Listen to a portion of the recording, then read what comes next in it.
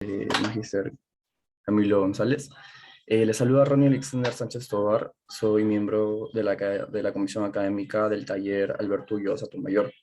El día de hoy seré el presentador para la presente sesión, cuya temática será la globalización. De esta forma, el día de hoy contamos con el magíster Camilo González, que a su vez es magíster en Ciencias Políticas de la Universidad de Salamanca en España, profesor e investigador de la Escuela de Política y Relaciones Internacionales de la Universidad Sergio Arboleda de Colombia, editor del medio digital Visión Global y a su vez ha publicado diversos artículos académicos en torno a los procesos electorales, regímenes autoritarios y multilateralismo. Le pedimos al público presente, por favor, que apaguen sus micrófonos durante el desarrollo de la ponencia y recordar que pueden dejar sus preguntas al link que se les remitió por el chat grupal. Sin más preámbulo, le cedo la palabra a nuestro invitado. Buenas tardes a todos, muchas gracias Ronnie por la presentación. Un saludo aquí desde Bogotá a los participantes y bueno, como bien decía Ronnie, la presentación del día de hoy va a versar sobre la globalización.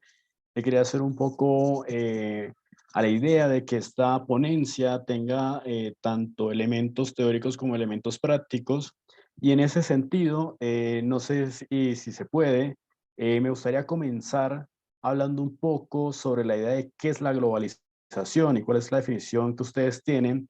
No sé si se puede hacer por Mentimeter o, digamos, lo podemos hacer aquí vía el chat de la conversación acá de la ponencia, como para, digamos, un poco debatir sobre los significados que tiene digamos, este concepto. Entonces, primero que todo, pues darle las gracias y en segunda medida, pues quisiera conocer de primera mano qué es lo que ustedes piensan sobre este concepto que denominamos globalización.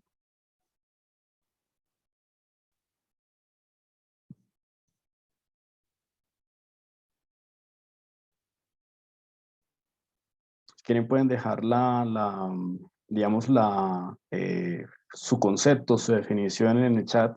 Yo los iré leyendo. La idea es que compartamos entre todos, digamos,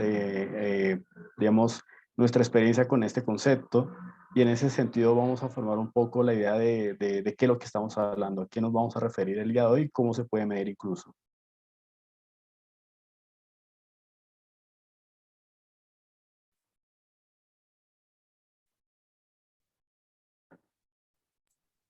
Sí, Camilo, podría intervenir en esta ocasión. Creo, desde mi perspectiva, eh, la globalización es un fenómeno que se ha ido dando con el tiempo, con el pasar de las décadas por el mismo avance tecnológico.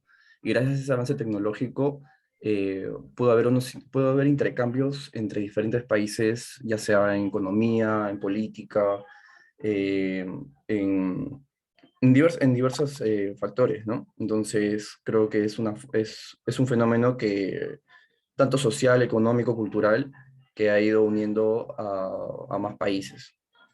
Ok, vale, muchas gracias Ronnie. Un punto fundamental que quiero tocar de la definición de Ronnie es el cambio tecnológico. Digamos, tengámoslo ahí muy en cuenta.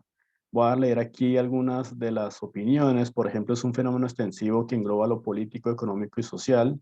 Gracias, Jocelyn, por tu concepto. Algo muy interesante de la definición de Jocelyn es extensivo, es decir, el alcance que tiene, digamos, este proceso que vamos a ver el día de hoy. Dice Robin Moscoso, es un proceso progresivo donde se acortan las distancias geográficas a través del alcance tecnológico. Importante, un poco relacionado a lo que decía Ronnie sobre el avance tecnológico, es el acortamiento entre los espacios territoriales, entre los espacios físicos. Muy interesante lo que dice Robin. ¿Alguien más quiere aventurarse al concepto? Por ejemplo, aquí Alison dice es un fenómeno social, económico y cultural. Ok, sí. ¿Alguien más?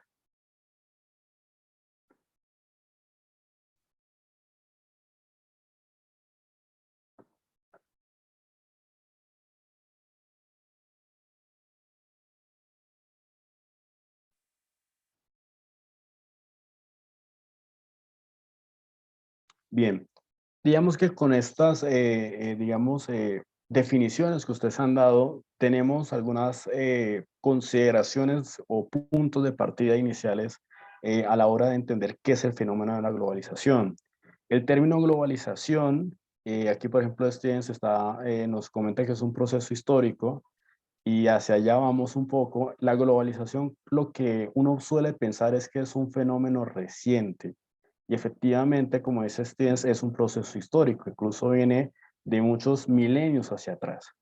En ese sentido, lo que hay que hablar sobre la globalización es que hay que entenderlo como un proceso histórico, como un proceso de alcance global, por eso el término globalización, y que al final de cuentas es un fenómeno que también trasciende o que tiene un impacto muy importante en el orden internacional, sobre todo en la idea de que los estados ya no son los actores más importantes dentro de ese sistema.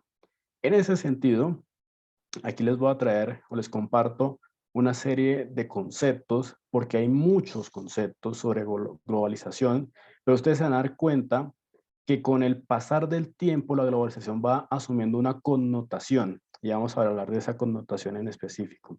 Entonces, por ejemplo, miremos un poco lo que se suele decir de la globalización. Primero, que es un fenómeno de incremento del impacto de las actividades humanas, es decir, que los seres humanos, los individuos, generan una serie de actividades, de acciones que tienen un impacto no solamente en sus territorios, sino en otros espacios físicos.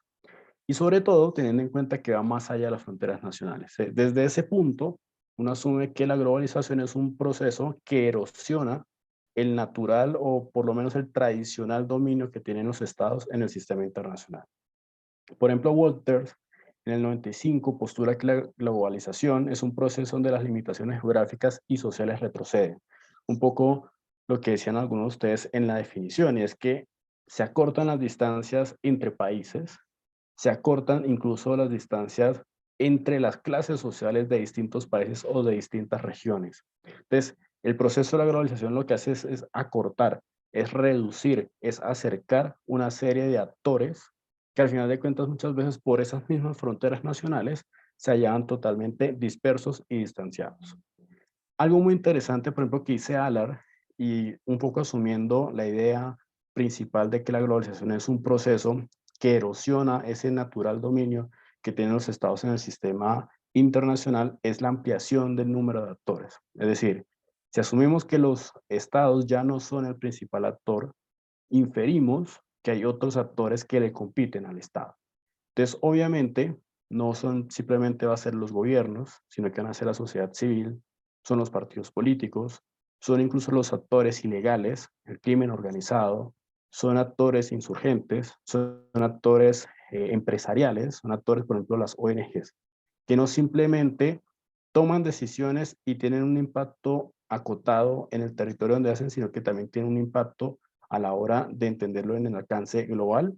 Y en ese sentido, esa competencia que asumen estos actores frente al Estado, pues es algo que muchas veces, y esto lo hemos visto mucho en el libro de Moisés Naim sobre el fin del poder, es que prácticamente los estados siguen siendo los actores más importantes del sistema internacional, pero no los únicos y tal vez no aquellos los más poderosos que tenemos.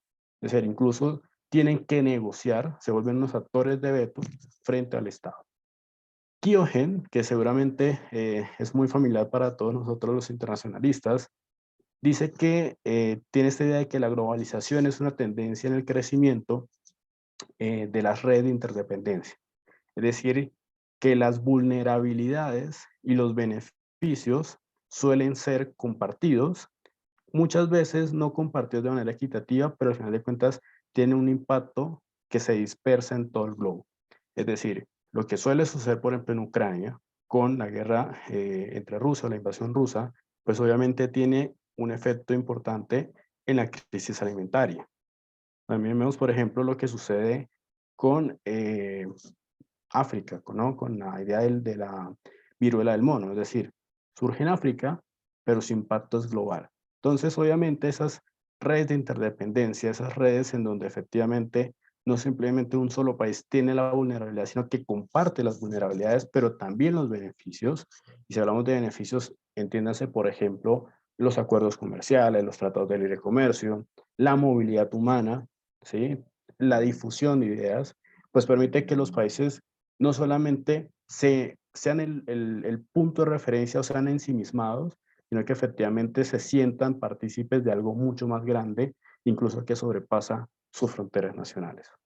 Hasta ahí, por ejemplo, si ustedes ven un poco, son conceptos que apuntan seguramente a una concepción de la globalización mucho más de tipo social, de tipo cultural.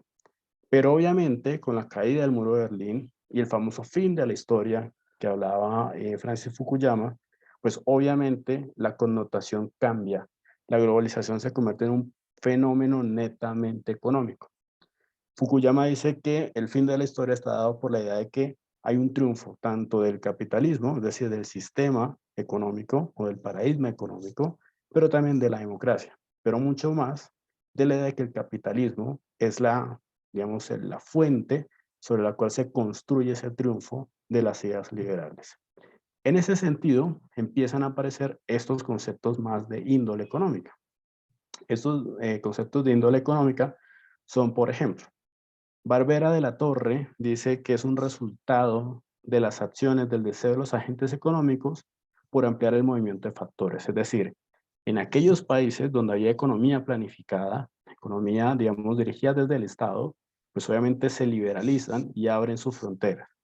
Obviamente, si ustedes se dan cuenta con la caída de la Unión Soviética, pues estos países se abren al mundo. Y al abrirse al mundo son nuevos mercados. Y nuevos mercados significan nuevas oportunidades para la inversión, nuevas oportunidades para el emprendimiento incluso de muchas empresas. Por ejemplo, la OCDE en el 2005 dijo que es un incremento de la internacionalización de los mercados financieros y de bienes y de servicios. Es decir, que no simplemente ciertos países tienen el monopolio de los bienes y servicios o incluso del sistema financiero, sino que empieza a existir todo un movimiento y todo un universo de actores que están interconectados, y por eso le da la internacionalización, están interconectados, y eso lo que hace es que incrementa lo que decía un poco Kyogen de esa interdependencia. Por eso, la idea del sistema SWIFT es una idea de globalización económica. ¿En qué sentido? Pues en que obviamente cuando nosotros hacemos transferencias de dinero, pues tiene un impacto. Nuestro dinero ya no es el mismo cuando cruza la frontera. Y eso tiene un impacto para quien envía y para quien recibe. Entonces, obviamente, esa idea de la internacionalización de los mercados también tiene que ver mucho con la idea de, obviamente hay que entender lo de las importaciones y exportaciones, hay que entender un poco lo de las tasas de cambio, las balanzas de pago, todo ello tiene que ver con que un país no está aislado en el mundo. Los países están integrados y cualquier acción que emprendan pues va a tener un alcance global. Y finalmente, un poco más filosófica esta idea, es la de Friedman, y es el inexorable integración de mercados, estados, naciones y tecnologías. Es decir, que el mundo, en palabras de Friedman, está condenado al final de cuentas a estar totalmente conectado. Incluso Corea del Norte, incluso países donde es totalmente cerrada la economía o totalmente cerrada las fronteras. Al final de cuentas, lo que dice Friedman es que el globo está, digamos, inexorablemente en camino a que se genere esa interdependencia que desarrolló, por ejemplo, Friedman, y obviamente lo coloca en términos mucho más económicos, ¿no?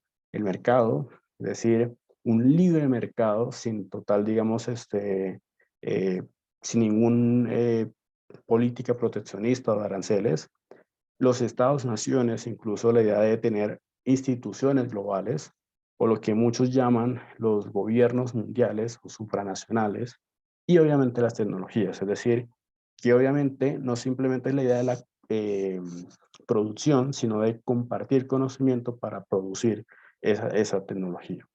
Entonces, obviamente, si ustedes ven un poco, vamos acotando el concepto hacia ideas mucho más económicas y que obviamente responden a la coyuntura. El fin de la historia, más allá de entender que gana la democracia, es que gana el libre mercado. Y en ese sentido, pues obviamente los analistas pues se ayudan de esta coyuntura para decir que la globalización es netamente un fenómeno económico. Pero digamos que ustedes, digamos, en esta corta, digamos, cortos minutos de iniciar el panel, pues han dado una serie de conceptos que también son aplicables para digamos, la globalización. Y en eso, y esta es la primera, digamos, gran conclusión de este panel, espero que se la lleven, y es que la globalización, así como la democracia, así como la idea de pueblo, son conceptos muy complejos. Es decir, son conceptos equívocos, tienen muchos significados. Por lo tanto, entender la globalización económica es simplemente entender una parte de todo el fenómeno. Entender la globalización desde el tipo cultural también es entender una parte de la globalización. En ese sentido, yo aquí aporto algo que dice Giddens, que me parece muy importante para el análisis, y es que la globalización no es un único proceso y no se guía en una sola dirección. ¿Por qué no es un único proceso? Porque como vamos a ver, tiene distintas caras.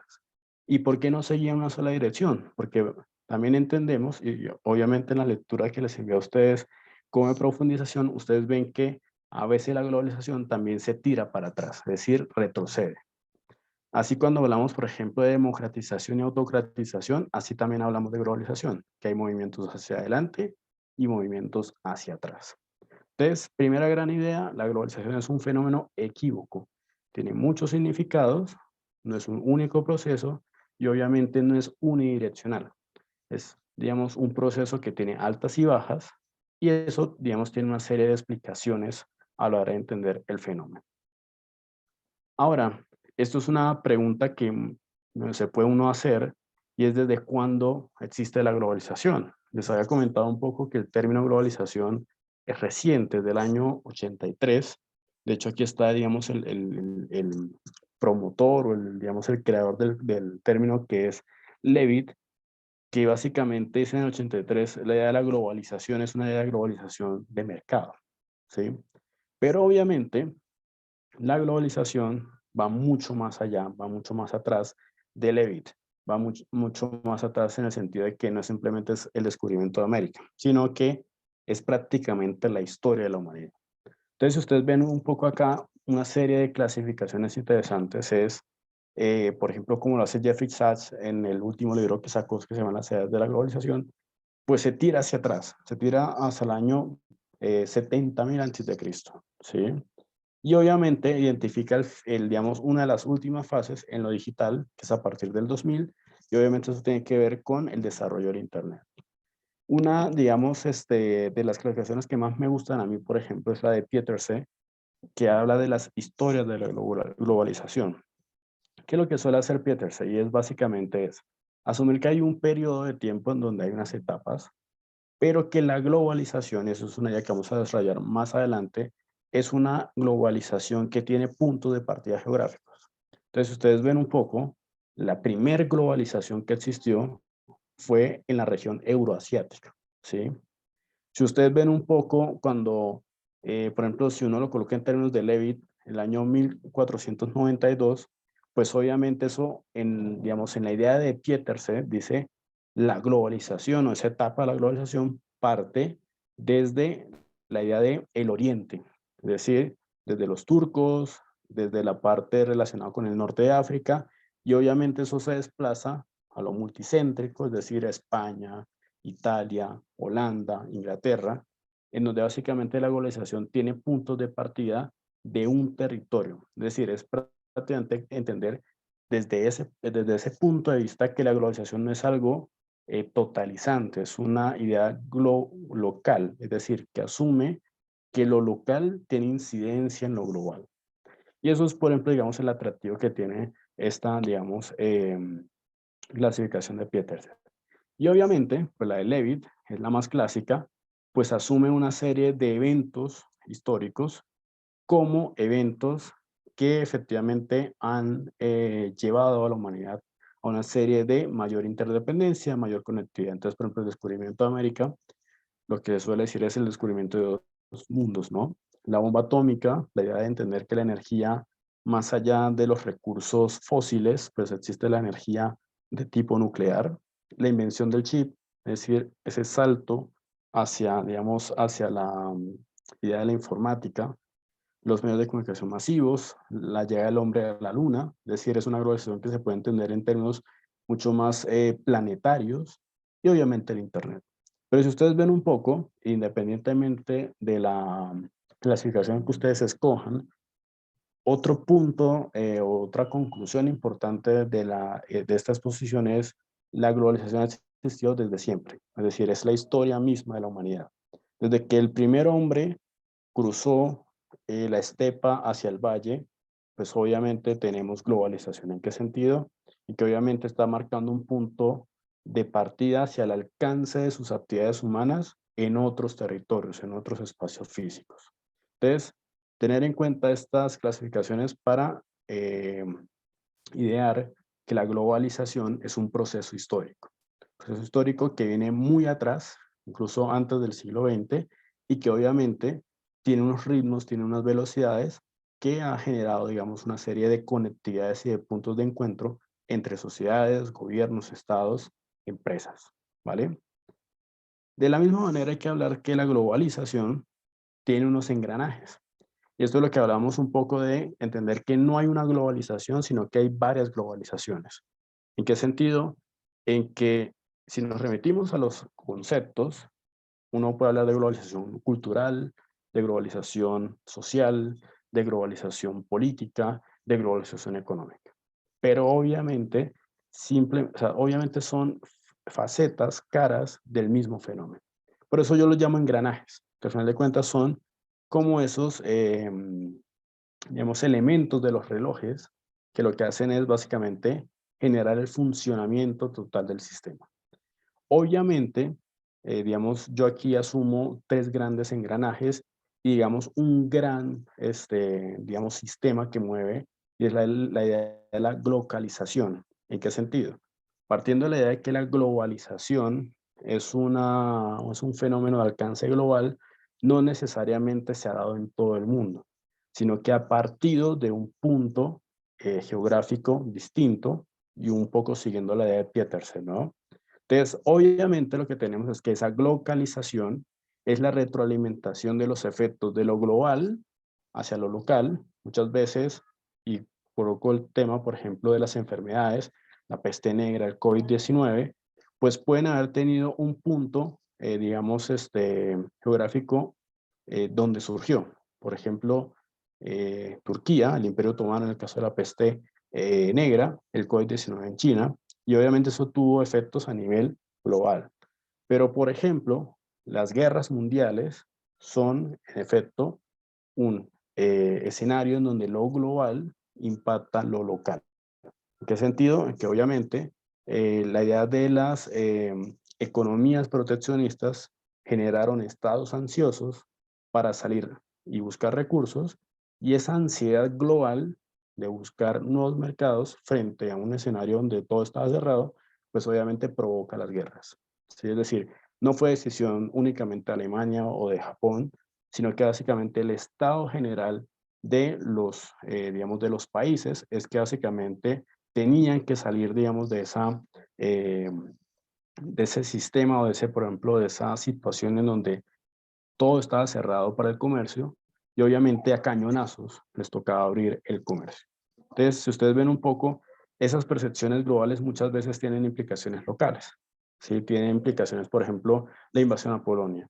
Tiene implicaciones, por ejemplo, Japón frente a Manchuria, ¿sí? Si uno lo coloca en términos de esos casos. Entonces, algo muy importante de esta diapositiva es que la globalización en realidad es una glocalización, es decir, los efectos de un territorio, las actividades humanas de una sociedad tienen efectos globales y muchas veces también tienen esa retroalimentación de lo que sucede a nivel global en términos locales.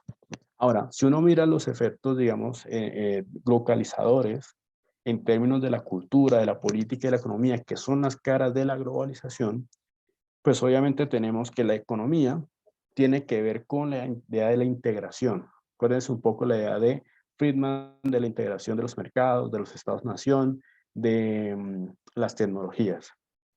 Ejemplo clásico de la integración, de la globalización económica, por ejemplo, y asumiendo el término de la globalización, es la Unión Europea.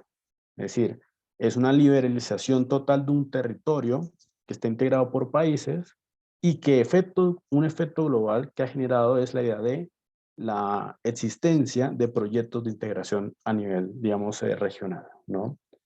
También tenemos un poco la idea de las instituciones de Bretton Woods, acuérdense del Fondo Monetario Internacional, del Banco Mundial, que básicamente hace ese tránsito de lo que conocemos como el sistema del patrón oro hacia el sistema, digamos, dólar.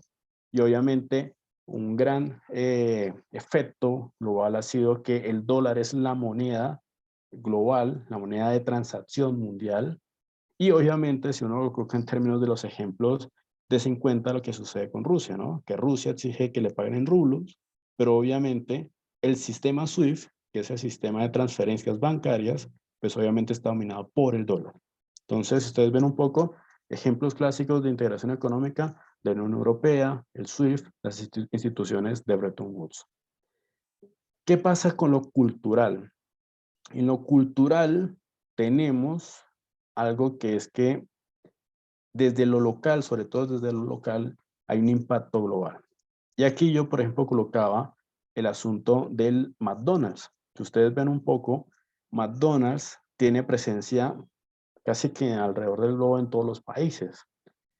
Pero ustedes se dan cuenta que McDonald's eh, es una marca netamente estadounidense. Y hay teóricos que dicen de la famosa teoría de los arcos dorados, pues que efectivamente en países donde existe McDonald's, pues no hay guerras o no hay enfrentamientos entre países que tienen presencia en McDonald's. Entonces, un efecto cultural es esa exportación de valores de un país, de una región, incluso de una,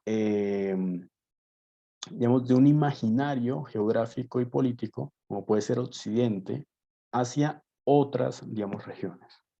Entonces, en lo cultural, cuando hablamos de la globalización y la localización, hablamos de ese diálogo entre valores y tradiciones que muchas veces no pasa por ser diálogo, muchas veces pasa por ser persuasión, es decir, convencerse de que esa cultura es, digamos, buena, tiene beneficios, tiene virtudes y tiene menos costos, pero también pasa por la imposición. Acuérdense ustedes un poco la idea de Japón en el siglo XIX, que no se abría el mundo, y cómo abrieron a Japón a punta de cañonazos. ¿Para qué? Para abrirse al mercado.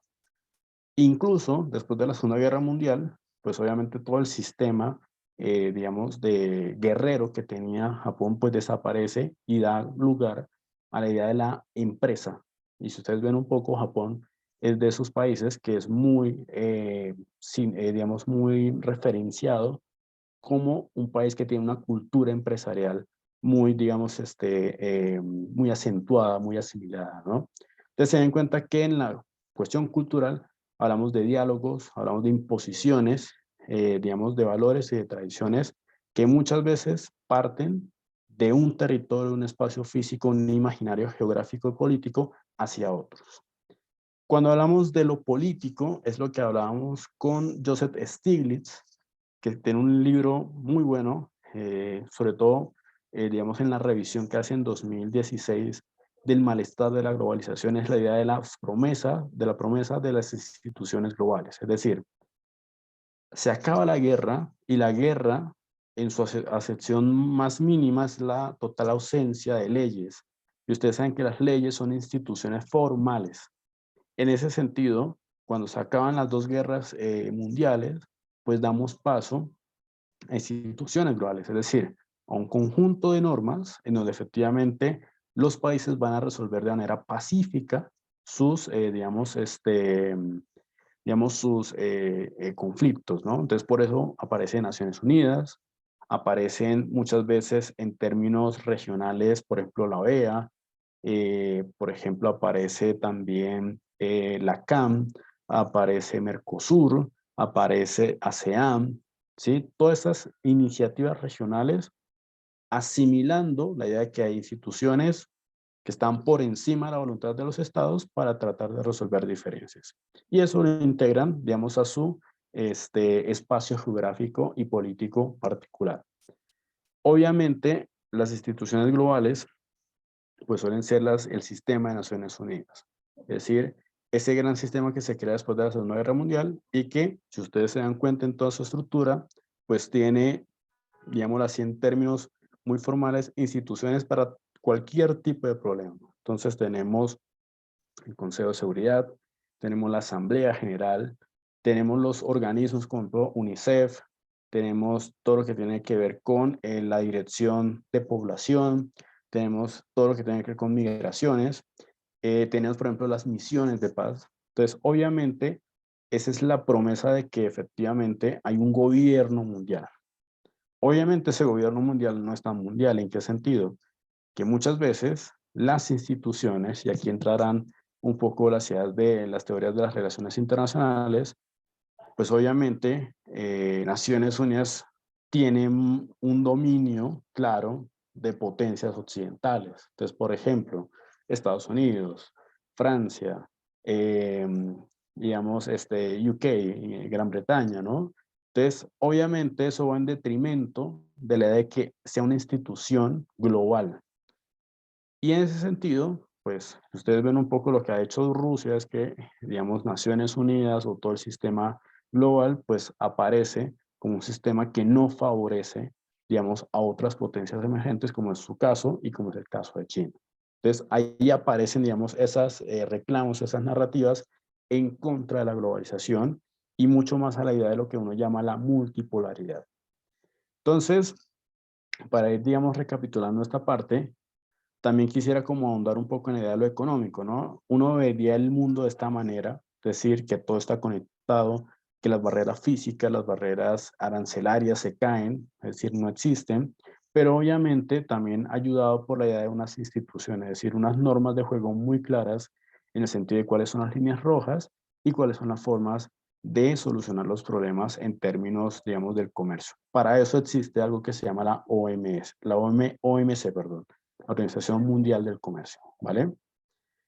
Ahora, hay que hablar como todo fenómeno, como todo proceso, de qué es lo bueno y de qué es lo por mejorar. Y obviamente la globalización, pues ha generado algo que uno siempre repite como un mantra y es un mayor flujo de personas, bienes y servicios. Es decir, hay gente movilizándose, hay gente haciendo negocios y hay gente ofreciendo servicios, ¿sí? Y eso lo ha generado la globalización en cualquiera de sus etapas. Basta solamente con mirar la historia del mundo, la ruta de seda, basta ver con, por ejemplo, los proyectos de integración en cualquiera de las regiones del mundo, basta con ver, por ejemplo, la idea misma de la Unión Europea. Obviamente, ese flujo permite algo que se llama el consumo. Es decir, si la gente tiene dinero, gana dinero por los negocios que hace, también se movilizan los productos, pues obviamente las personas van a poder consumir. Y ese consumo se da gracias a la reducción de costos, sobre todo en el precio del transporte, y obviamente hay una reducción sensible en los precios de los productos por la idea de la competencia.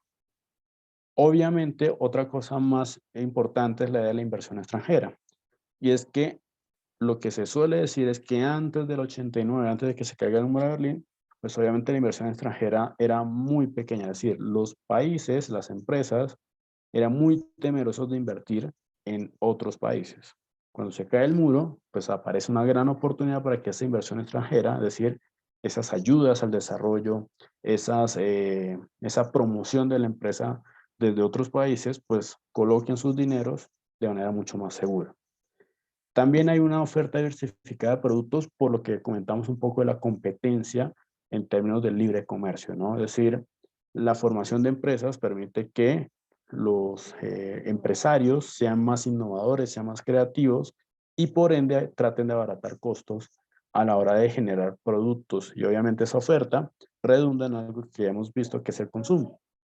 Las cosas son más baratas, las personas tienden a consumir más.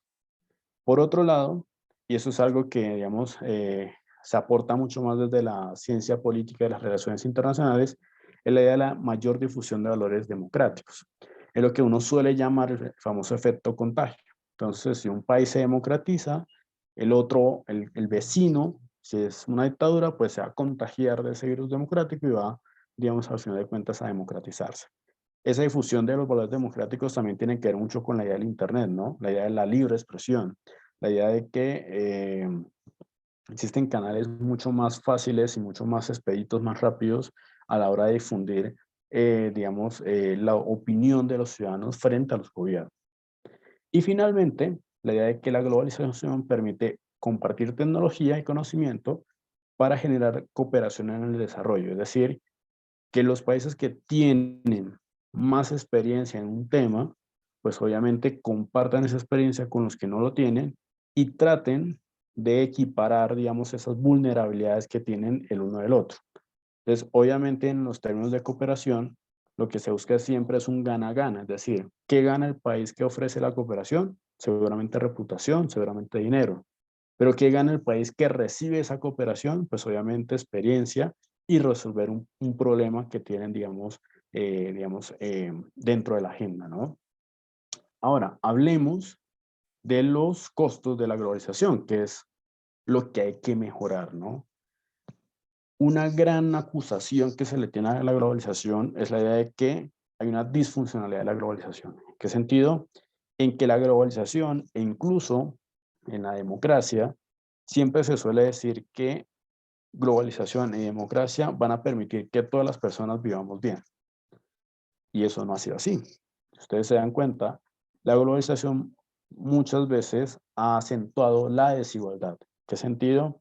En que las personas que tienen más recursos siguen acaparando más de estos recursos y siguen consumiendo más recursos frente a las personas, y eso es un gran segmento de la población mundial, que tiene poco y no tiene cómo consumirlo. Entonces, obviamente, una gran acusación de la globalización es que esa desregularización del mercado que se ha generado por las reformas, digamos, del libre comercio, del libre mercado, pues ha generado que los más ricos tengan mucho más y los más pobres no tengan tanto.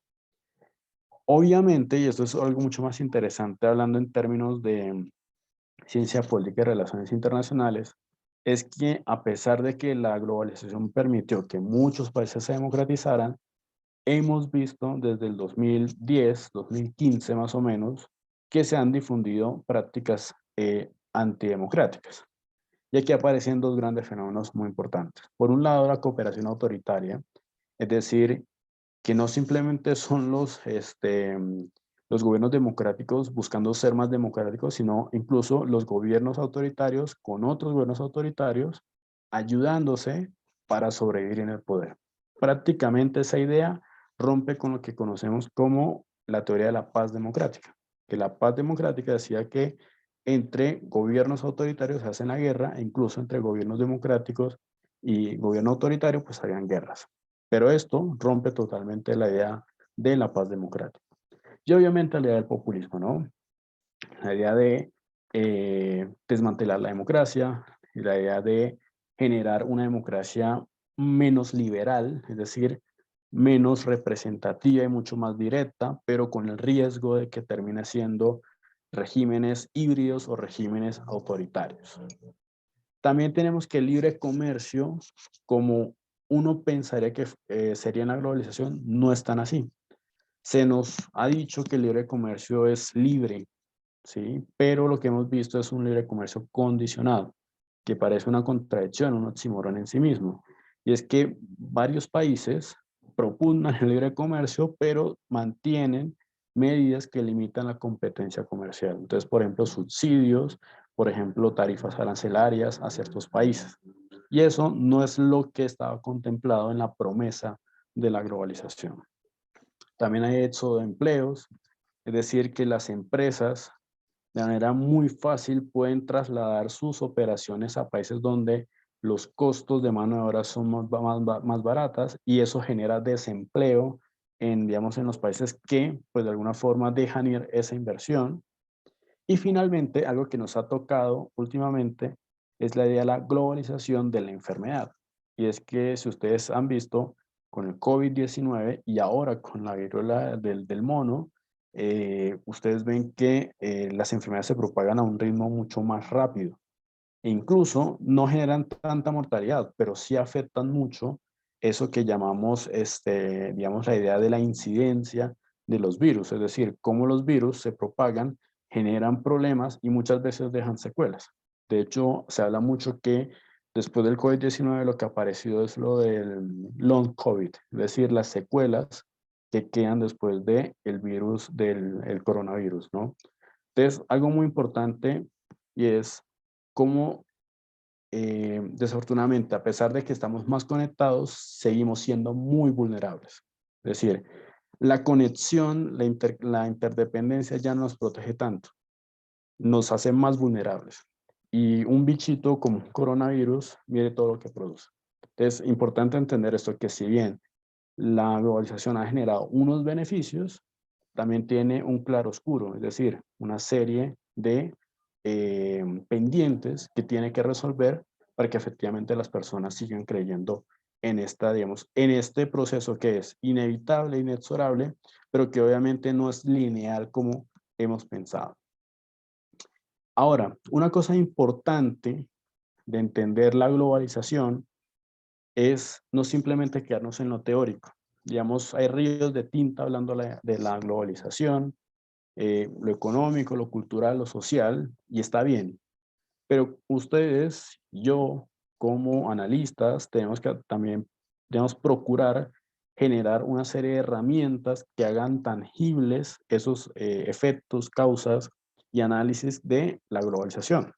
Entonces, por eso, en esta segunda parte, digamos, he querido aquí traerles dos ejemplos muy ilustrativos sobre cómo se mide la globalización.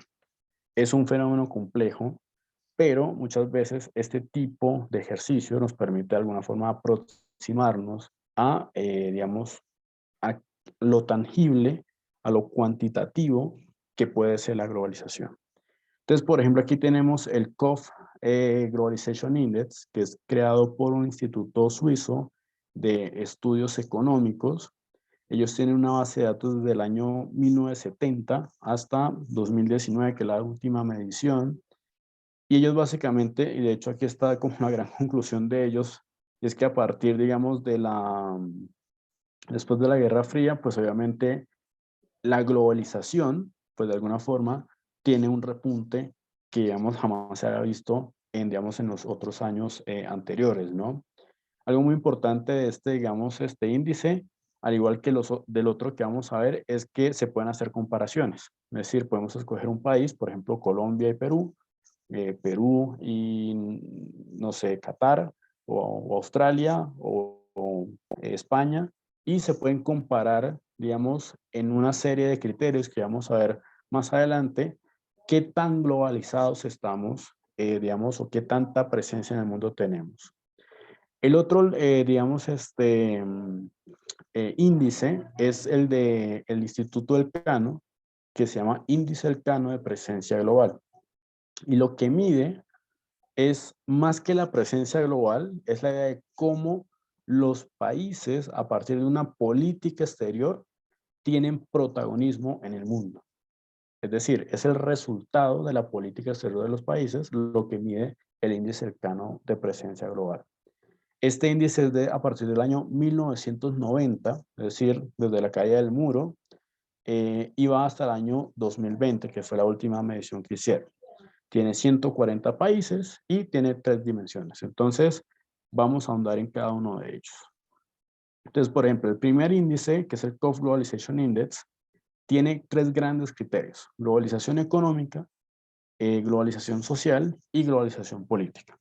Aquí hay algo muy importante en términos metodológicos, y es que ellos dividen cada uno de los tipos de globalización en 2 dimensiones o subdimensiones, si se quisiera colocar en esos términos. Y es de jure y de facto. ¿Qué es de jure? De jure son las condiciones propias de los países para generar mayor, digamos, protagonismo, mayor presencia en el mundo, es decir, estar más globalizados. Y de facto es aquello que el país de alguna forma se ve afectado por lo externo. Es decir, son los efectos externos, los efectos desde afuera, que hacen que un país sea más o menos globalizado. Entonces, por ejemplo, en términos de globalización económica, de jure, tenemos las regulaciones, los impuestos, las tarifas, los acuerdos comerciales, es decir, lo que un país generaría condiciones, una situación favorable o desfavorable para estar en el mundo. Y de facto tenemos el comercio de bienes, los servicios y la diversidad de socios comerciales. Es decir, cómo desde afuera, desde el ambiente internacional, pues ese país se globaliza o no. También tenemos la globalización social, que es la idea de tres cosas principales: lo interpersonal, la información y la cultura. Y acá tenemos de jure el acceso y suscripción a medios de comunicación, es decir, si las personas se suscriben a medios de comunicación, están afiliadas a un medio de comunicación, y también la idea del capital humano. Y de facto tenemos el comercio de bienes culturales. Entonces entiéndanse, por ejemplo, cuando hay descubrimientos arqueológicos, cómo esos, digamos, bienes son transables, o de alguna forma son subastados también, que suele pasar mucho. Y la idea de las marcas internacionales, es decir, si un país, coloco el caso de Rusia, en este caso Rusia no estaría tan globalizada, ¿no? Se ha ido McDonald's, se ha ido Nike, se ha ido, digamos, una serie, digamos, de empresas que ya no tienen presencia en territorio ruso, cosa que de pronto uno pensaría, digamos, en otros países, pues está mucho más acentuado. Y finalmente, la globalización política es la idea de las organizaciones internacionales, es decir, si son miembros de organizaciones internacionales, qué tratados internacionales han firmado y qué socios internacionales tienen, es decir, con quiénes han hecho alianzas o quiénes han hecho lo que uno llama acuerdos bilaterales. De facto, pues tenemos las embajadas, es decir, presencia en el mundo, las ONGs, es decir, que ONGs, digamos, hacen presencia en el país, y obviamente si tienen participación o no en misiones de paz de Naciones Unidas. ¿Cómo se mide esto? Básicamente esto es de hay dos, como decirlo así, dos etapas, ¿no? La etapa de la calificación, o mejor dicho, de la ponderación, es decir, no es lo mismo la globalización económica, la globalización política o la globalización social, sino que tiene una serie de pesos. Esos pesos después, y eso pasa a la segunda etapa, es la idea de, digamos, de 0 a 100, siendo 0 no globalizado y 100 totalmente globalizado, pues digamos se hace una serie de ponderaciones con un promedio simple. Esto, digamos, es una expert survey, que es básicamente una encuesta de expertos. Entonces, es una forma de medirlo, es una forma, digamos, de entender la globalización, sobre todo que es entender la globalización en términos desagregados, que es de nuevo una de las grandes conclusiones de esta sesión, y es que la globalización tiene varias globalizaciones en sí, ¿vale? Por último, tenemos el índice cercano de presencia global, y es qué tanto de la política exterior de un país favorece su inserción en el mundo. Entonces, tenemos presencia económica, que se mide en exportaciones de energía, de recursos primarios, de manufactura de servicios, es decir, todos los eslabones de la economía, qué tantas exportaciones tiene un país. Y obviamente la idea de la inversión extranjera directa, es decir, ya sea ayudas al desarrollo o, digamos, lo que tiene que ver con cómo las empresas de un país colocan su dinero en otros países, ¿vale? Presencia militar, pues obviamente el equipamiento militar, y la idea de tropas desplegadas en el extranjero.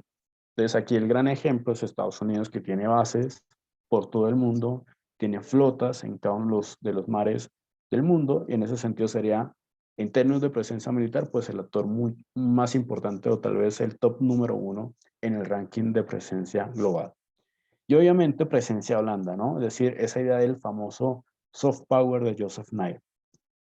Cómo un país genera la percepción de ser un país, de ser un país o ser un estado atractivo para el mundo. Entonces, hablamos de turismo, hablamos de migraciones, hablamos incluso de rendimiento deportivo, es decir, no sé, las selecciones nacionales, qué tanto atractivo generan en otros países para que efectivamente compren una camiseta de X o Y selección, o de que vayan al partido de X o Y selección y demás. Están las patentes internacionales, es decir, todo lo que tiene que ver con los inventos y, digamos, descubrimientos científicos. También algo muy importante es la idea de los artículos científicos, es decir, qué tanto se escribe en los países desde la ciencia, y no solamente desde la ciencia política, sino desde todas las ciencias. Entonces, ahí uno mide al final de cuentas qué tan comprometido está un gobierno en su política exterior de generar cooperación científica. Y finalmente, la idea de las ayudas al desarrollo, que es básicamente lo que se entiende en que los gobiernos pues generan subsidios, generan medidas para que otros países se favorezcan de manera bilateral y eso permite de alguna forma una cooperación entre ambos países. Entonces, ¿qué podemos concluir de lo aprendido? Y me gustaría, digamos, escuchar o incluso ver en, digamos, en el chat sus opiniones y yo, digamos, al final daré mis grandes conclusiones sobre esto.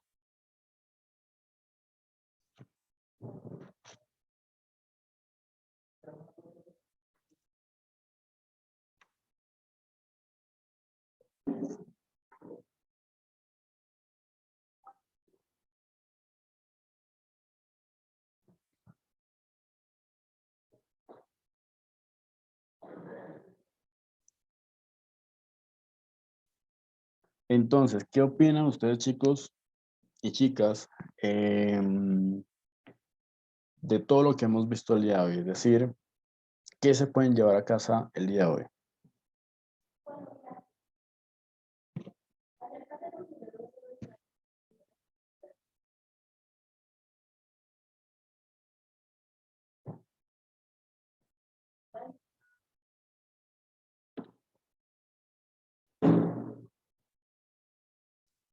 Entonces, Jocelyn, ahí no sé si quieres, o sea, estoy abierto a que puedan hablar o puedan escribir, no tengo problema por eso. Entonces, Mariela Lucero, cuéntame, Mariela, un saludo. Hola, sí, Hola. muchas gracias por tu presentación. Bueno, pues yo he ido aprendiendo pues de estas como fases, etapas que nos hiciste toda una descripción panorámica de cómo ha ido aconteciendo en distintos escenarios la globalización, también acerca de cómo hemos ido acrecentándonos en la interdependencia que tenemos los diferentes estados unos de otros. No podría concebirse un Estado que se aísle y que piense aún así sobrevivir en todo este escenario internacional. Y bueno, más bien me quedaba un poco la pregunta en relación a Latinoamérica, porque tenemos varios procesos de integración regional, muchos esfuerzos, y sin embargo, en el contexto de esta globalización, que a la vez nos conecta, no sé si también nos produce una dispersión entre tantos procesos de integración regional en Latinoamérica, ¿no? Que CAN, que Mercosur, que UNASUR, que ALADI, que CARICOM, en fin, diferentes. Y si finalmente llegamos a eh, objetivos concretos, ¿no? Entre tantos esfuerzos variantes dentro de este contexto latinoamericano. Y bueno, un poco saber tu percepción. Bien, gracias Mariela por el comentario, por la pregunta. Bueno, en ese sentido, y no sé, Ronnie, si ya podemos abrirnos un poco a la sesión de preguntas. Yo creo que América Latina lo que le está sucediendo es es que está distraída. ¿En qué sentido? Eh, Tiene un asunto que, digamos, no es propio de América Latina, pero que es muy acentuado en América Latina, que es lo que uno llama el overlapping, es decir, el solapamiento de iniciativas de organizaciones multilaterales. Entonces, ¿eso qué produce? Produce incertidumbre, por un lado, porque los actores que están inmersos en por lo menos, digamos, tres organizaciones no saben a dónde seguir. Es decir, a cuál de las tres organizaciones tengo que, digamos, generar cumplimiento. Entonces, primer lado, digamos, incertidumbre que genera incumplimiento. Y por el segundo lado, que es tal vez lo más importante y es lo que termina al final de cuentas magnificando el problema, es lo que uno llama el forum shopping, es decir, al haber tanta incertidumbre, pues acudimos y los países acuden al cálculo estratégico. ¿En qué sentido? ¿En cuál de las tres organizaciones me va mucho mejor? Es decir, ¿en cuál de las tres organizaciones tengo menos riesgos o menos costos y más beneficios? Entonces, por eso, ustedes ven un poco en América Latina, estaba la OEA, estaban, digamos, por ejemplo, la LADI, el CAM, el Mercosur, pero muy pronto aparecieron el ALBA, la CELAC, digamos, ya también es el CARICOM, pero por ejemplo han existido, por ejemplo, Proyecto Mesoamericano, el G3, ¿sí? Por ejemplo, Chile y Venezuela se salieron de la CAM y también apareció, por ejemplo, Alianza del Pacífico. Entonces, lo que sucede con América Latina es Hay mucha proliferación de organizaciones, que está bien que existan organizaciones, pero el problema es que se sobrelapan o están, digamos, unas sobre otras. Eso genera incertidumbre sobre qué, digamos, norma seguir, y eso incentiva a su vez que efectivamente los países escojan el mejor foro donde haya más beneficios y menos riesgos y menos costos para ellos. Entonces, obviamente, América Latina y sobre todo los países de América Latina están muy distraídos en eso, es decir, en dónde me va mucho mejor, en qué vitrina me va mucho mejor a la hora, digamos, de hacer acuerdos comerciales, de llegar a concertación política y demás. Porque no simplemente es asuntos comerciales, sino también asuntos de política. Entonces, por ejemplo, la idea de entender la democracia, pues en el sentido de la vida es mucho más representativa y liberal, pero por ejemplo, si uno se va a la UNASUR, que seguramente puede resurgir con esta, digamos, esta ola, digamos, del giro hacia la izquierda que está pasando, pues obviamente aparecen, digamos, nuevas concepciones de qué es lo democrático y qué no es democrático. Entonces yo pienso, y esa es mi percepción, de que hay mucha incertidumbre sobre las normas, pero también mucho incentivo para la selectividad a la hora de encontrar un mejor foro donde los países de manera individual, y eso rompe totalmente con la idea de la cooperación, les va mucho mejor, y obviamente eso limita o mina mucho la idea de que los países puedan, digamos, trabajar juntos, ¿sí? Y también hay otras cosas, por ejemplo, los problemas domésticos. El COVID-19 pues también hace que los países se ensimismen, es decir, piensen simplemente en ellos, y obviamente lo de afuera pues sea lo menos importante aún. Gracias, Camila. Gracias a ti. ¿Alguien más? Bueno, aquí decía Jocelyn, entonces la globalización tiene cimientos de la evolución del ser humano, exacto, y ha ido de la mano con él desde el momento en el que se apartó de su tribu, por así decirlo, hasta crear integración. Exacto, es decir, incluso si uno lo ve desde la historia de la humanidad, la idea de que cuando las tribus dejan de ser tribus, y forman estados o pasan de ser clanes a tribus y de tribus a estados, pues obviamente ya estamos hablando de digamos, una evolución en esos términos, digamos, globales. Obviamente, cuando estos países empiezan a comerciar, o estos estados empiezan a comerciar, pues ya tenemos una fase de la globalización. Cuando hablamos, digamos, de lo cultural, lo que tiene que ver con la religión incluso, el cristianismo, por ejemplo, es una forma de entender también la globalización, como una idea se expande de manera global. Lo mismo pasó con el Islam, ¿no? Y otras, digamos, confesiones religiosas. ¿Alguien más?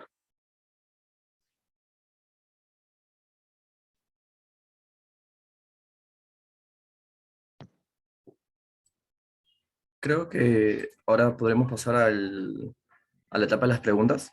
Sí, Perfecto. claro. Ujú. Pero antes de ello, por problemas técnicos no se pudo transmitir la ponencia por Facebook, pero se subirá un video a YouTube con un agradecimiento en especial.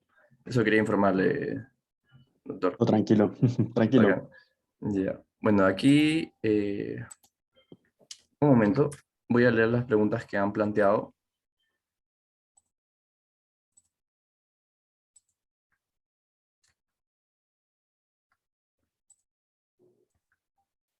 Ya. Indica Stevens Herbias Príncipe, eh, pregunta, en la pandemia del COVID-19 se pudo desnudar que los actores transnacionales fueron opacados totalmente por las intervenciones estatales de los gobiernos. No, disculpe, esa es la pregunta. En la pandemia del COVID-19 se pudo desnudar que los actores transnacionales fueron opacados totalmente por las intervenciones estatales de los gobiernos. Ello marco a resolver problemas sanitarios y sociales del COVID-19. En este caso, se acerca a Estados Unidos a una estanflación y de ser ello, aumentaría más el proteccionismo económico de Estados Unidos frente al mundo, eh, tomando en cuenta que la Fed aumentó su tasa de interés en 75%, me imagino. ¿Entendí un poco la pregunta? Hay varias preguntas dentro de la Sí, intervención. uno por uno le puedo indicar. Sí, entonces yo creo que hay como tres. Entonces está Ya, ajá, la idea de lo estatal y lo transnacional, está la idea de lo de Estados Unidos con esta inflación, sí, y creo que hay una última que me que comentas. es si es que aumentaría más el proteccionismo económico de Estados Unidos El frente al mundo. Ok, perfecto. Entonces vamos por orden. Entonces, Ujú. digamos, en el periodo de la pandemia hubo dos grandes etapas, creo yo que son tres grandes etapas. Uno, la parte estatal, es decir, efectivamente el coronavirus hizo que los estados volvieran, una suerte de coming back de los, digamos, de los estados. Y en ese sentido, los presidentes como jefes de estado pues asumieron más que todo ese protagonismo a la hora de tratar de, uno, prevenir y segundo, de mitigar. Pero después, la carrera contra la vacuna hizo que los estados dieran paso a la parte transnacional. Entonces las empresas, Pfizer, Janssen, lo de la Sputnik, etcétera, etcétera, de todas las vacunas, permitió que ese espacio que no podían copar los estados a la hora de crear vacunas, pues obviamente lo ocuparan las empresas o los actores privados. Después, cuando sí hablamos de la idea del proceso de vacunación, que yo creo que es la última etapa del periodo de pandemia, los estados vuelven y retoman. ¿En qué sentido? Ellos son los que planifican a quiénes se les dan la vacuna, cuáles son las que les dan las vacunas y en qué términos se les dan las vacunas. Entonces yo creo que hay esas tres grandes etapas. La primera etapa estatal, la segunda etapa totalmente transnacional y una tercera etapa que pues si bien es estatal, pues obviamente hay que tener en cuenta que la distribución, digamos, de las vacunas, pues obviamente es del Estado, pero obviamente reciben por parte de los entes privados esas vacunas a la hora de ser distribuidas. Entonces, esa es la primera pregunta. La segunda pregunta es la idea de la estanflación en Estados Unidos. Obviamente, lo que está pasando digamos, en Ucrania y lo que recientemente está pasando en Estados Unidos, pues obviamente genera nerviosismo en el mercado. Esas subidas de digamos, de la Reserva Federal, pues también agudizan un poco la idea de que el efecto de la estanflación en Estados Unidos puede agudizar lo que está pasando a nivel global en términos de la crisis alimentaria. Es decir, en ese sentido, Estados Unidos lo que va a tratar de buscar es nuevos mercados. Obviamente, si ustedes ven un poco y vamos al caso venezolano, por ejemplo, está pidiendo de alguna forma la ayuda del gobierno que está tratando, digamos, de derrocar, porque, digamos, la idea del petróleo, por ejemplo, es algo que es urgente para, digamos, su sostenimiento económico, ¿no? Entonces yo creo que en esta inflación lo que va a buscar básicamente son nuevos mercados. Va a estar muy atento a lo que pasa en Taiwán, que si pasa lo de Taiwán, pues obviamente va a ser algo más complicado aunque lo de Ucrania. ¿En qué sentido? En que se puede afectar toda la parte tecnológica. Y en ese sentido, de sí, ya, digamos, eso sería mucho, mucho, mucho, digamos, un efecto muy duro para la economía. Y así ya no estaremos hablando de esta inflación, sino literalmente una inflación, digamos, en términos de los recursos naturales, pero también de las manufacturas.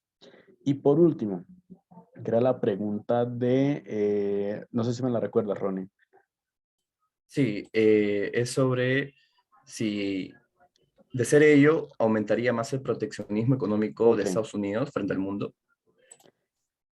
Yo siento que no aumentaría tanto el proteccionismo. Yo creo que iría en la situación, digamos, en la dirección contraria, porque siento que Estados Unidos, por lo menos en lo que uno piensa del gobierno de Joe Biden, busca retomar el papel de ser el gendarme digamos, del mundo. Es decir, no se puede comprender que Estados Unidos, como la primer potencia del mundo, se trate de ocultar en sí misma.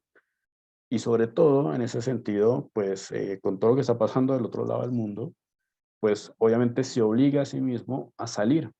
Y ese salir, pues implica no simplemente, digamos, detener a Moscú y detener a Pekín, sino que efectivamente promover nuevas alianzas con países que de pronto ha dejado de lado, tipo América Latina como región, pero también, digamos, recuperar esas alianzas, por ejemplo, con la Unión Europea. Entonces siento yo que más que proteccionismo, yo creo que va a ser lo inverso, es decir, va a tratar de salir, porque obviamente su política exterior, sobre todo con Joe Biden, de nuevo lo digo, es tratar de volver a posicionarse.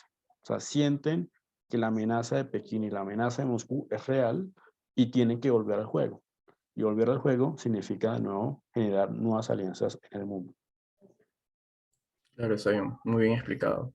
Luego tenemos otra pregunta que indica cómo, cómo se puede contrarrestar desventajas de la globalización como el intervencionismo económico de potencias mundiales a países en vías de desarrollo, como en este caso es el Perú, bueno, y América Latina. Ok, es una buena pregunta. Yo siento que muchas veces para negociar uno tiene que mantener, digamos, las expectativas en las capacidades que tiene cada uno de los países. Y con eso me refiero un poco a la idea de que cuando uno se sienta a negociar tiene que llegar fortalecido. Y hay algo que sucede mucho en los países, digamos, en vías de desarrollo y es que cuando llegan a las mesas de negociación no tienen la suficiente capacidad para, digamos, para mantener la posición. Y cuando digo mantener la posición es generar términos de sus acuerdos. Entonces, mucho pasa, por ejemplo, que cuando hay tratados de libre comercio, los países eh, dicen ganar mucho con la exportación de productos, pero saben que Estados Unidos, por lo menos, genera subsidio para sus agricultores. Entonces, obviamente, esas grandes diferencias en términos de las capacidades que tienen los países tienen que adoptarlas los países de América Latina y los de, digamos, en vías de desarrollo. Y es, antes de sentarse, tienen que fortalecer sus propias, digamos, economías. ¿Qué sentido? En que, pues, obviamente, las vulnerabilidades no permitan que, pues, el actor más importante de la mesa, pues, venga y genere más términos desfavorables para ellos. Entonces, obviamente, siento yo que es más pasar por la idea de una frase de un libro que les recomiendo mucho que se llama Grandes Estrategias de John Lewis Gaddis y es mantener el entusiasmo a la altura de las capacidades. Es decir, no podemos aspirar a tener grandes beneficios sabiendo que nuestras capacidades no dan para eso. ¿Sí? Entonces, los países tienen que adoptar una política en donde efectivamente tienen que fortalecer el mercado interno y obviamente diversificar, porque ese es otro gran problema de América Latina y los países en vías de desarrollo, que son economías muy primarizadas, es decir, dependen mucho de lo que suele llamarse el boom de las commodities. Entonces, eso es algo que tienen que pasar la página y mirar hacia otros, digamos, otros portafolios de economía. Interesante. Ahora, una última pregunta respecto también a lo que está viendo Colombia con este cambio de mandatario. Eh, Se sabe que viene de la izquierda y que en Latinoamérica es como que se está haciendo una tendencia en ello, Ujú. ¿no? Y lo mismo vimos acá en Perú. En este caso, y esta es una pregunta más un poco de mi autoría, ¿cómo esto afectaría, bueno, durante la tendencia en Colombia de la derecha, cuáles son estos efectos que se ha planteado en el tiempo donde la derecha estuvo en Colombia y ahorita cómo se vería afectado con un nuevo gobierno de izquierda? Es decir, lo que me preguntas es, a nivel regional, ¿qué efectos podría tener el giro a la izquierda que estamos viendo? Claro, Ok, entonces, yo creo que primero, si hay algo que me parece interesante de anotar, es lo siguiente. Yo suscribo mucho la idea que tiene Daniel Sobato, que es director para América Latina de Idea Internacional, que habla de un superciclo latinoamericano. Es decir, desde 2019 más o menos, incluso con la pandemia y hasta 2024 vamos a tener elecciones. Y esas elecciones, para bien o para mal, van a cambiar el mapa político de América Latina. ¿Cuál es la principal característica que tiene este superciclo? Que básicamente, independientemente de que si el gobierno es de izquierda o de derecha, va a terminar girando hacia la oposición. Entonces, ese es el primer punto. Es decir, no tenemos, digamos, no hay una tendencia clara sobre si vamos a girar a la izquierda o sea a la derecha. Pero segundo, y aquí un poco anotando lo que nos dicen los datos, y es que la tendencia de ese superciclo pues favorece a la izquierda. Es decir, los gobiernos que estaban eran gobiernos o de centro o derecha que están girando hacia la izquierda. ¿Por qué? Porque eran la oposición. Dicho esto, y ese es el tercer punto, es que durante el primer giro a la izquierda, porque creo que este es un segundo giro a la izquierda, se promovió mucho la idea de, de las iniciativas de integración regional o los proyectos de concertación política. UNASUR, Venezuela en el Mercosur, el ALBA, la CELAC, y yo creo que esos proyectos pueden volver a potenciarse, o por ejemplo en el caso de la UNASUR, pueden volver a resurgir. Y seguramente van a tener un impacto muy interesante a la hora de contrabalancear, sobre todo en el caso de Brasil y de México, a una potencia como Estados Unidos. Es decir, Estados Unidos, como está en América Latina, siento yo que su posición no es la mejor. Y la posición que de América Latina la pueden asumir desde López Obrador en México, pasando por un posible Lula 3, ahorita en octubre, o incluso un Gustavo Petro aquí en Colombia. Es decir, la idea de que países latinoamericanos de izquierda retomen las iniciativas de concertación política e integración regional es muy probable con ese giro a la izquierda número 2 que tenemos en América Latina. Yo creo que ese es el gran efecto que podemos ver y obviamente la agenda va a cambiar. La agenda, por ejemplo, de drogas va a cambiar. Creo que va a ser una agenda mucho más dessecurizada, es decir, menos enfoque en seguridad y más enfoque en salud pública y obviamente la idea del cambio climático. Creo que esos son dos puntos que van a tocarse en la agenda de parte de los gobiernos latinoamericanos, ligados un poco a la idea de ese resurgimiento de estas iniciativas de concertación política. Listo, creo que si no hay alguna otra intervención. Sí, Mariela Lucero creo que quiere intervenir, adelante. Sí, justo ahora que abordaban el tema de Estados Unidos y Latinoamérica, quería saber un poco tu lectura sobre la Cumbre de las Américas y la incidencia que ha podido tener Estados Unidos en el, bueno, en el tablero geopolítico. Ya no está con el mismo nivel de influencia que tenía antaño, y si esto más bien puede seguir abriendo la puerta a tener una influencia más consolidada de China en América Latina, y bueno, seguir con estos posicionamientos, ¿no?, de poder en el escenario internacional. Un poco nos comentes de cara a lo posterior después de esta Cumbre de las Américas acontecida. Vale, gracias Mariela por tu pregunta. Yo creo que hay dos fenómenos que convergen. Uno es que solamente quedan, si mal no estoy, como unos 3, 4 países que reconocen a Taiwán en América Latina. Muchos de ellos son en Centroamérica. El último, si no estoy mal, que dio ese giro muy interesante fue Panamá. Y Panamá siempre ha sido un aliado muy estrecho de los Estados Unidos. Y el otro fenómeno que convergen, muy desafortunado para los Estados Unidos, es cómo excluyó a los países, digamos, que considera regímenes autoritarios. Yo siento que, digamos, ahí Estados Unidos perdió la oportunidad de volver a ser, digamos, el líder de la región. ¿En qué sentido? Pues en que obviamente eso dio una base, dio una motivación para potencias regionales que quieren volver a resurgir, como por ejemplo México o Argentina, para decir, oiga, usted no puede hacer esto, ¿sí?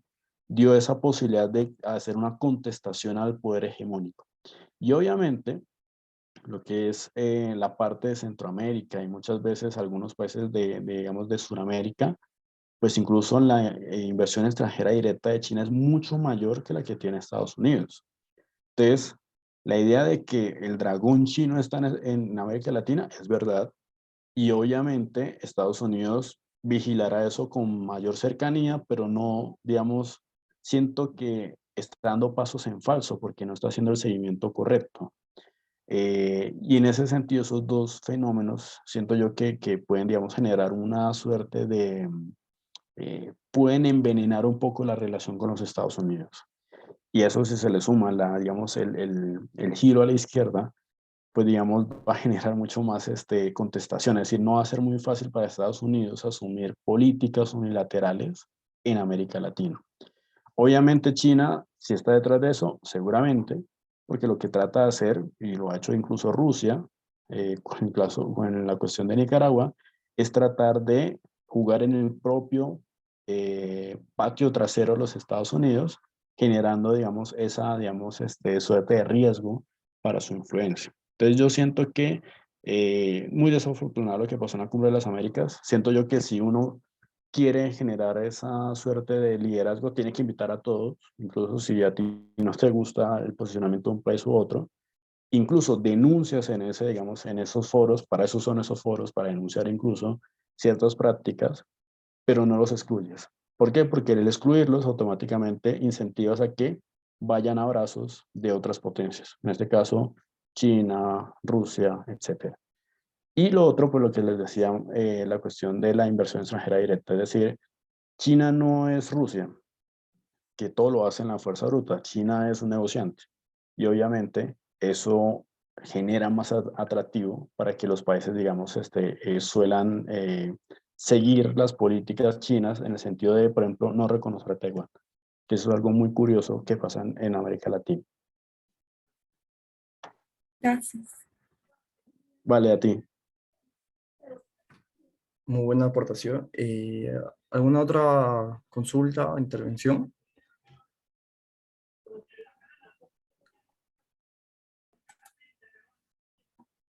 Sí, Stevens, podrías... Adelante.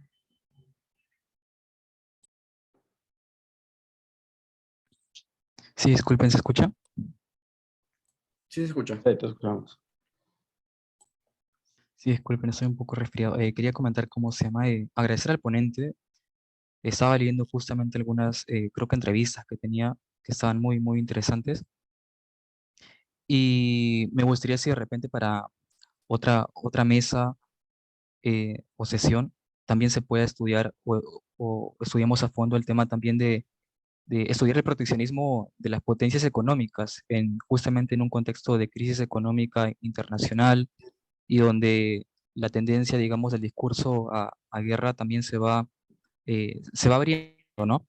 Me sería muy interesante estudiar más a fondo el tema de los proteccionismos y las potencias económicas en, en este contexto, ¿no? Y asimismo en ello tenía una pregunta para el ponente, tenía la interrogante de si la única salida que tiene Estados Unidos para enfrentar a China sería aumentar su proteccionismo económico o creería lo contrario.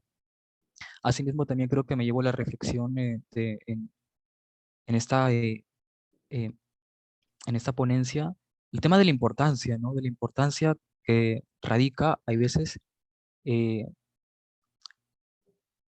las contradicciones que pudiesen haber entre el libre mercado y la competitividad, ¿no?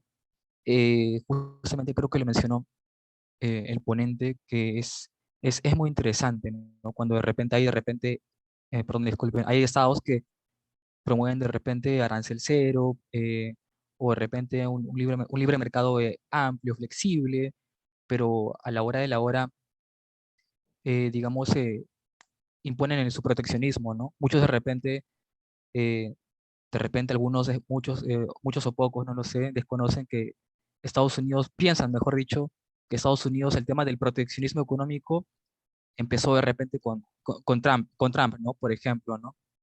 Cuando no es tan cierto, ¿no? Estados Unidos tiene una larga historia, digamos, que estudiar a nivel político internacional con el tema del proteccionismo. Y sí, yo creo que en ese contexto de pandemia o quizás post-COVID se podría decir, es muy interesante estudiar el tema de, de la globalización como un proceso histórico, ¿no? Gracias al ponente nuevamente por la exposición. Gracias. Vale, muchas gracias, Steven.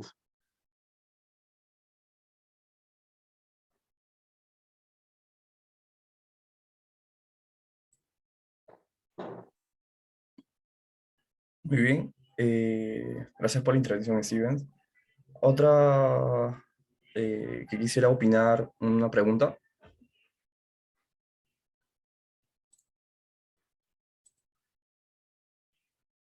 Bueno, creo que siendo la última intervención, damos por concluido la ponencia. Muchas gracias.